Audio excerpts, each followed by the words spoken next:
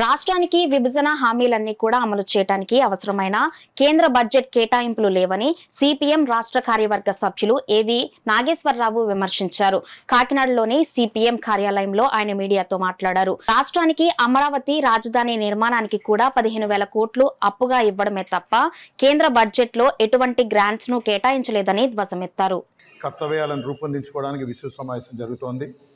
ఇటీవల కేంద్రంలోని బీజేపీ ప్రభుత్వం బడ్జెట్ని ప్రవేశపెట్టింది. ఈ బడ్జెట్లో ఆంధ్రప్రదేశ్కి న్యాయం జరిగింది, బాగా కేటాయింపులు జరిపాయని చెప్పి రాష్ట్రంలోని టీడీపీ ప్రభుత్వం చెప్తున్నా ఆచరణలో మాత్రం అటువంటిది లేదు.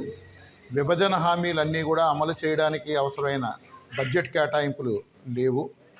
స్పెషల్ స్టేటస్ సంగతి లేదు. అలాగే కేంద్ర ప్రభుత్వ రంగ సంస్థలు రాష్ట్రంలో ఏర్పాటు చేసే సంస్థలకు అవసరమైన గిరిజన యూనివర్సిటీ కావచ్చు, ఇతర సంస్థలకు అవసరమైన కేటాయింపులు లేని పరిస్థితి ఉంది. రెండింటికి కట్టుబడి ఉన్నా అని చెప్పి ప్రకటించింది. ఒకటి అమరావతి రాజధాని నిర్మాణం, రెండోది పోలవరం. కానీ అమరావతి నిర్మాణానికి కూడా 15,000 కోట్లు అప్పుగా అంటోంది తప్ప గ్రాంట్గా ఇవ్వలేదు.